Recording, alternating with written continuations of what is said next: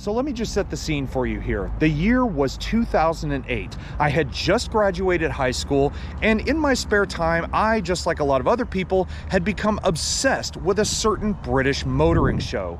And in and amongst all these crazy panoramic shots of supercars and hypercars, there was a particular segment that I remember that featured a new four-door variation of one of the world's favorite German sports cars. And then, just like a big left hook, in came another section featuring its newest Japanese competitor at the time. The car in question was the Lexus IS5.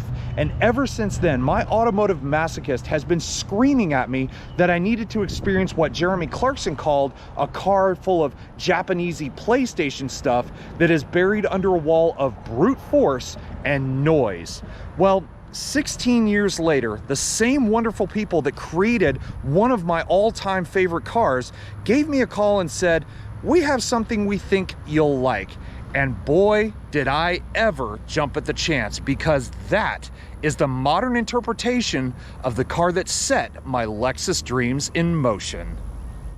I'll be there when the lights don't shine. I'll be there in the sleepless nights. I'll be there, make you feel alright. I'll be there, I'll be there. I'll be there when the lights don't shine. I'll be there in the sleepless nights. I'll be there, make you feel alright. I'll be there.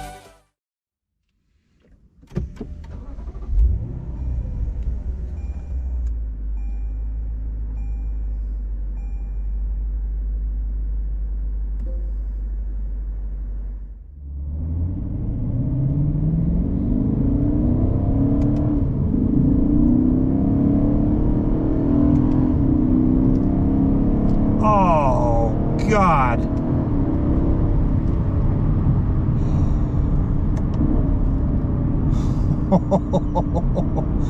It may have taken me a decade and a half to finally get my hands on one of these. But in the words of Hilary Duff, this is what dreams are made of. I don't care if you think that all sports sedans should be European only. I don't care if you're a lover of newer forced induction, smaller engines, and supposedly they're the better way to go when it comes to getting the most optimal performance and putting the sport in sports sedan. You need to drive one of these, because the new IS500, this is like the best scene from The Godfather. You know, from a distance, it might look like it's just some tuxedo-clad guy with a bit of a smirk on his face, but all you need to do is poke it just a little bit, and it really is a case of, say hello to my little friend!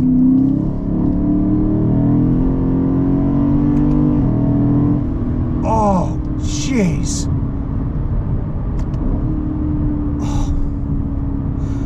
Oh my God, I don't know how much more my heart can take of this.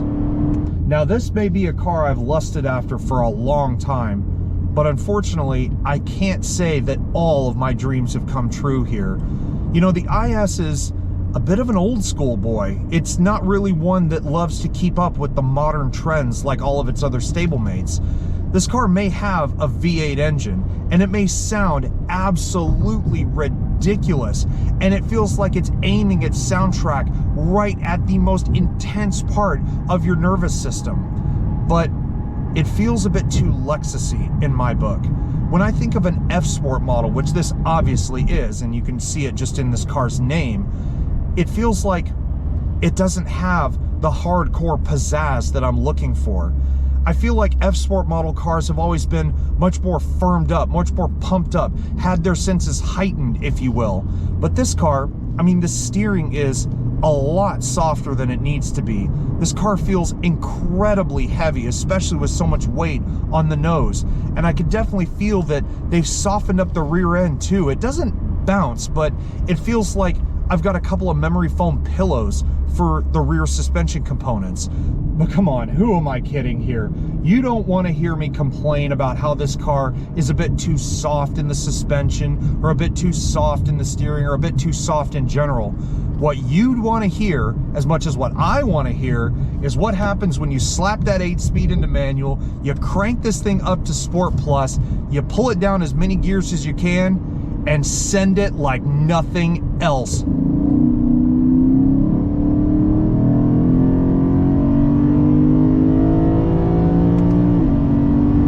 Oh, baby.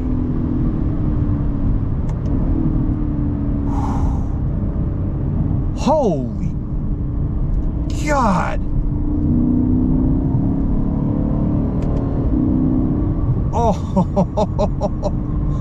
Oh, I'm gonna miss this thing. Now, don't think I'm trying to discredit Lexus here from saying that they haven't built a true sports sedan.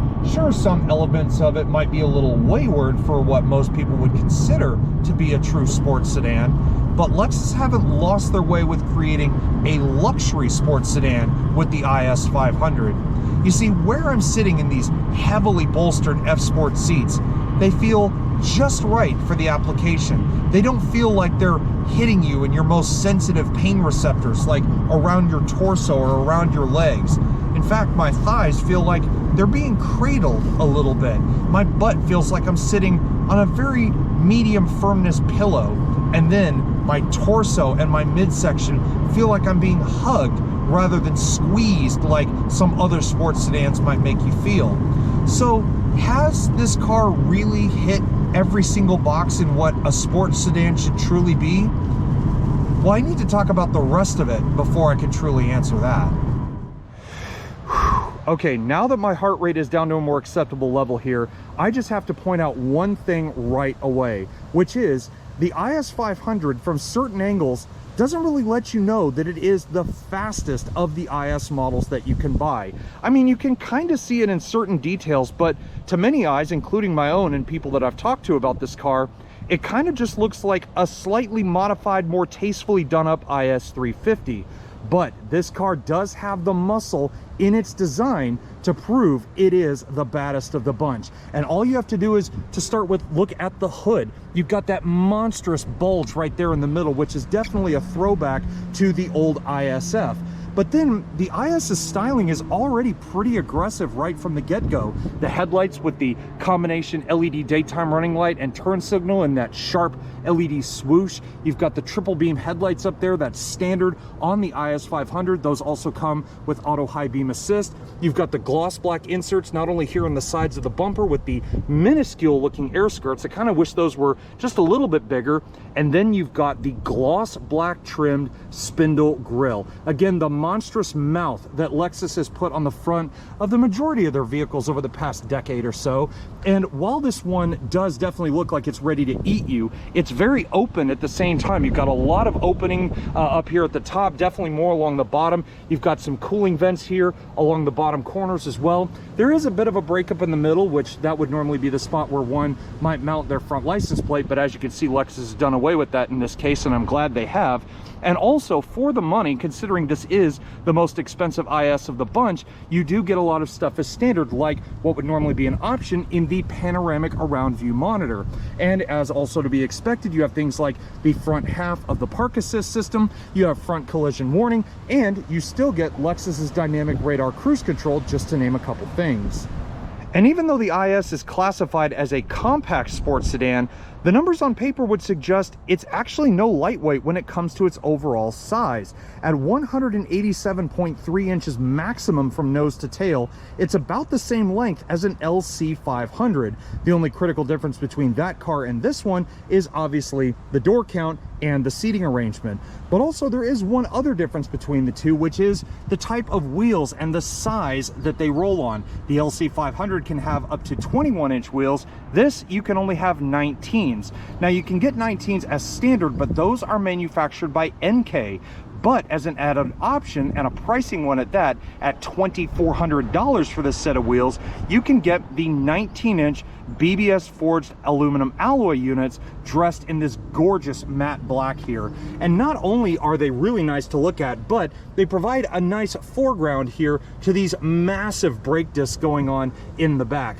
And also, remember those little inlets I showed you at the bottom of the bumper? Well, if you look just behind the disc there, there's actually a brake cooling duct that you can see. So the air essentially goes through those little inlets at the front and helps cool these mammoth brakes hiding behind. Oh, and if you're worried about riding on some lackluster tires, well, you needn't worry there. This thing is riding on 235/40 series Bridgestone Potenza tires all the way around. But despite the more aggressive bodywork and the optional wheels, this car doesn't really have that much in terms of premium technology, at least here on the outside. In many ways, it's a bit of an old school car, a bit of a dinosaur in terms of Lexus tech. However, the company, first off, has not shortened the idea that you are driving one of the faster cars that they offer, with the F-Sport badges pasted just about everywhere. But for example, the car is locked right now, and you notice my test car does not have power folding exterior mirrors. If this were any other Lexus, I would assume that those would have been folded in by now. But I like the gloss black. It's a nice breakup with the lightness of the incognito paintwork. I love the 360 camera underneath. They do not have puddle lamps either, which is a bit of a shocker, but they do have some lighting with the LED turn signal along the back and the blind spot monitoring with rear cross traffic alert, as you would expect. You look up top and there's not really much roof to speak of, so no real need for a panoramic roof. Just a fine power tilting and sliding roof will do the trick. But then you get to one of the most laughably old parts of this car, which is at least the key fob for Lexus's advanced keyless access. And I'll be honest, this thing, first off, doesn't have a very good range. A lot of other Lexus cars, I could lock it or unlock it from a pretty good distance, but with this, I feel like I have to be standing right next to the car in order for it to, use any of the functions. But speaking of those, you've got lock, unlock, trunk, panic, and then of course it's got the little releasable key blade that comes out of the bottom, which, if you need to use it, there is no hidden keyhole. It is right there on the outside of the door. Now, as I said, this car is locked at the moment, so to get in, you just have the key on you, grab the handle, and then in order to lock it, there's that little indentation right there on the front of the handle. Now, the front of the IS500 may be a little on the muscular side with that big bulge in the hood and some gloss black trinketry, but it isn't until you get to this car's posterior that you realize this is truly the monster of the IS lineup. However, design-wise, it's not too in your face. You see a little bit of gloss black going on here with the spoiler. I love the new design of the taillights. Again, that full-length LED light bar, a very signature feature on most Lexus cars. You've got LED reversing lights, but shamefully almost, you have incandescent turn signals on this one. That was a real downer to find out those are some of the more old school lighting systems that you can find. But it isn't the rear park assist that makes this car even more special, or the fact it's missing any kind of hands-free trunk access. No, it happens all down here at the lowest part of the bumper. Not only do you have more gloss black with a really sharp looking diffuser right there in the middle, but take a look. Again, a throwback to the other F models like the RCF, GSF, and of course my favorite, the ISF. You have stacked quad exhaust. But this isn't just some fancy exhaust finisher with one big pipe behind. These are 4 individual tips attached to one muffler. And the sound this car makes, it's enough to make your heart stop.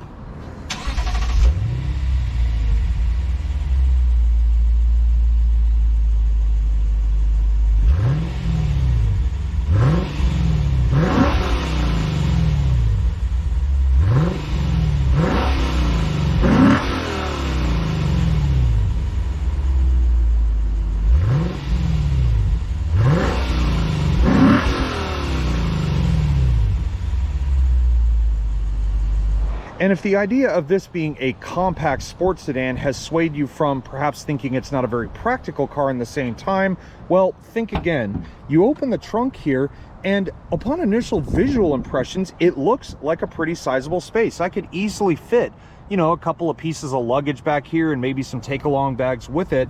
And on paper, it sounds a bit woeful, only 10.8 cubic feet of usable cargo volume. But the IS hasn't lost its way in terms of being a practical sedan as much as it is a sporty one. So you can fold down the back seats, and even better, underneath this carpeted floor mat is a donut spare tire. Bet you didn't think you'd see one of those on an almost $70,000 car.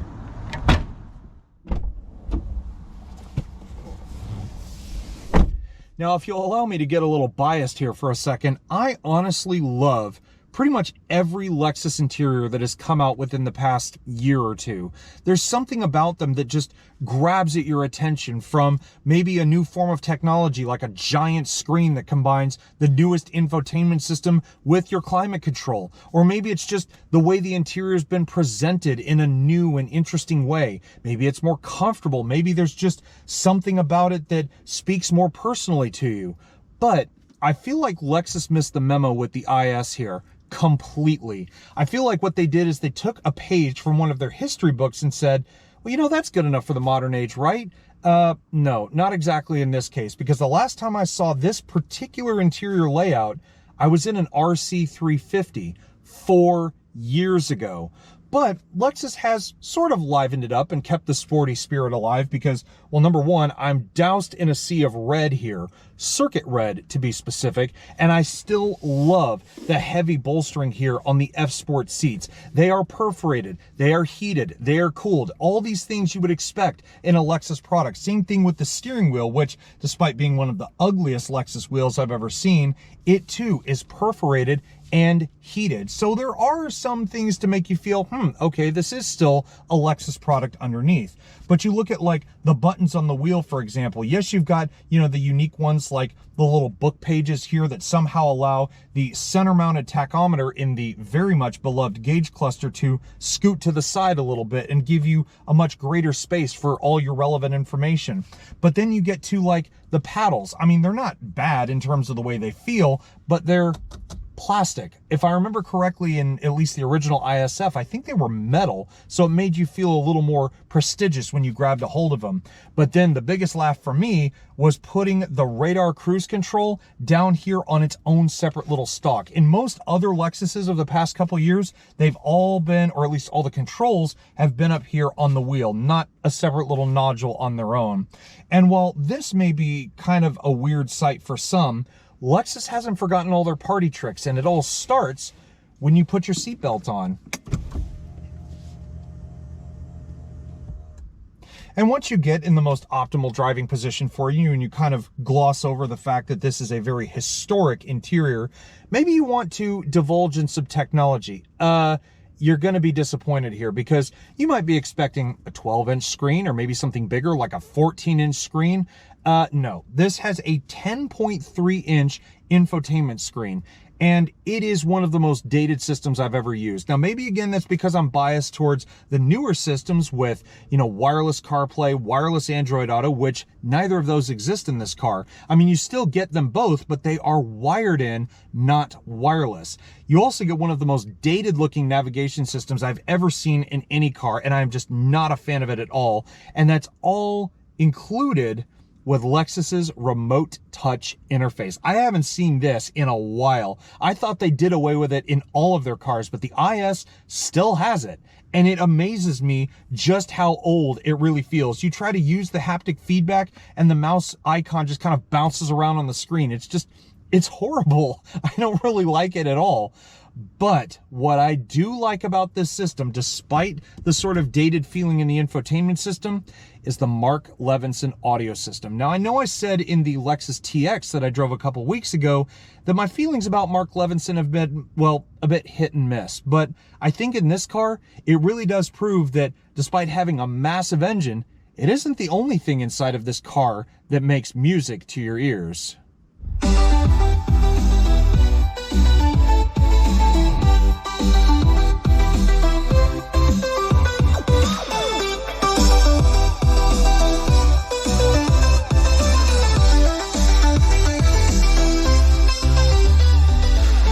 Now, some of you may have already been giggling at the diminutive size of the infotainment screen, let alone laughing at its dated telematics. But I was doubled over when I started exploring at least this part of the car here, the middle and lower console. First of all, the dual zone climate control in this, yes, you have the physical buttons to do the majority of the things you need, but if you want to change the temperature, well, you're endlessly going to be tapping your finger at the bottom of these little haptic feedback sliders here, or maybe you can just swipe your finger up or down and have the temperature change by umpteen amount of degrees at the same time. But then, this was a real chuckle. When was the last time you ever saw an almost $70,000 car with a CD player? I mean, I know I'm a child of the 90s, but this is 2024. I never thought I would ever see one of those again. But then you come into the lower console and, well, aside from that sort of haptic mouse pad that just dates this car to the nth degree, you have heated and ventilated seat controls, heated steering wheel, you have your drive mode, and you have one of the most old school Toyota automatic shifters I've ever seen. Forget the little stubbies of today where you have to whack it in a million different directions in order to change gear. You've got park, reverse, neutral, drive, and then slap it over to the left to use the manual mode either via the stick or via the paddles.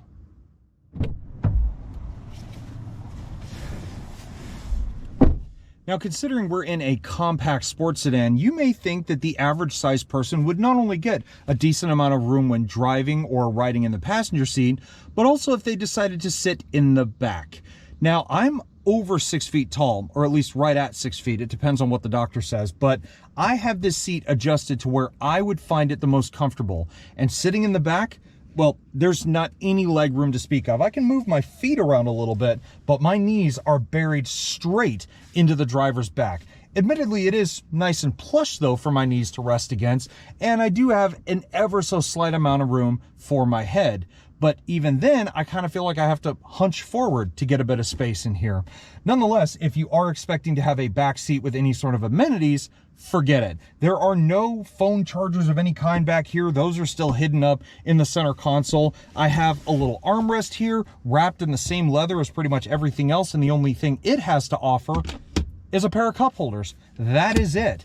But there is one little party piece I do like back here, which is all controlled through the driver's console, and that is the powered rear sunshade. I mean, it's nice to have some side sunshades every once in a while, but while this doesn't have those, it's at least nice to know that the sun won't be beating down on your neck at the same time. Well, guys, as sad as I am to say this, and I almost get a little choked up as I do, this now wraps up our review and drive of the 2024 Lexus IS500.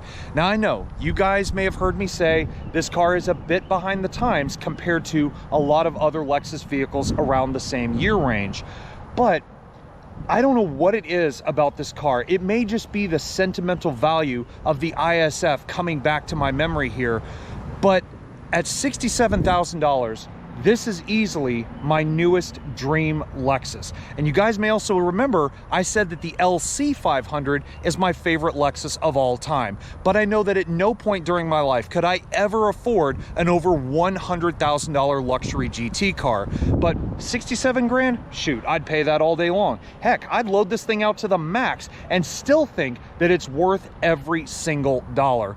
But if you guys have enjoyed this review, or perhaps you learned something about the IS500 today, give this video a thumbs up, and also while you're at it, hit the subscribe button down below, because trust me, nothing like this in all of my life would ever be possible without subscribers and viewers like yourselves, and of course my long-lasting partnership with Lexus North America. But in the end of it, guys, I hope you enjoyed the review, and I will see you all in the next one. Take care, everybody, and stay safe.